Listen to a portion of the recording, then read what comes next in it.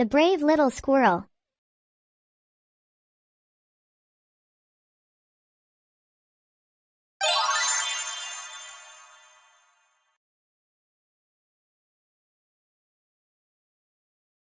In a dense forest filled with tall trees and full of wildlife, there lived a brave little squirrel named Sammy. Sammy was not like the other squirrels who scampered away at the first sign of danger.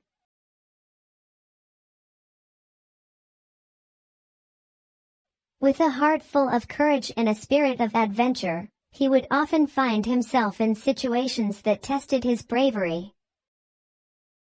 One day in the autumn season, a strong storm blew through the forest, threatening to destroy the homes of many animals. While others sought shelter, Sammy took it upon himself to help. Leaping from branch to branch, he gathered leaves, twigs, and acorns, reinforcing nests and sharing supplies with those in need. His actions not only saved many homes but also earned him the respect and admiration of the entire forest. Sammy proved that even the smallest creatures could make a monumental difference, inspiring all to face their fears with courage and compassion.